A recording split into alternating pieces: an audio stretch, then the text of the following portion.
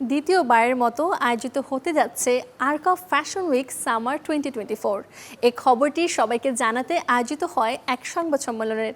জানানো হয় 13 জুন থেকে শুরু 4 দিনের এই ফ্যাশন উইক চলবে ঈদের আগের দিন পর্যন্ত।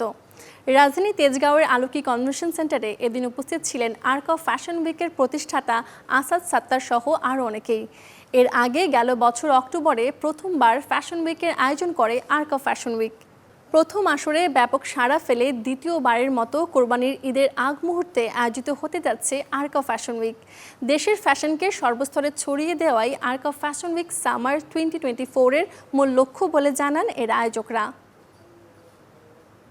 আমাদের এই মুহূর্তে সবচেয়ে বড় জনগোষ্ঠী যদি ডেমোগ্রাফি দেখি তাহলে হচ্ছে জেনজি বা কম বয়সী ছেলেমেয়েরা, যারা এখন কিশোর বা একটু তরুণ, জেনজি মিলেনিয়াল।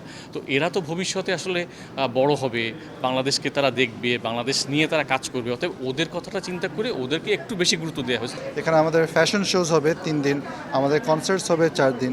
এবার আমাদের মার্কেট প্লেসে মোর দ্যান 100টা ভেন্ডার হবে। আমাদের ফুড জোন হবে যেখানে 15টা ভেন্ডার থাকবে। আমাদের ডিজাইন ল্যাব একটা প্রোগ্রামটা থাকে যেখানে একটা সাধারণ মানুষ এটা একটা টি শার্ট কিনতে পারে, হ্যাট কিনতে পারে, আর এটা 10টা ডিফারেন্ট মিডিয়ামে কাস্টমাইজ করে নিজেই একটা ডিজাইনার হতে পারে।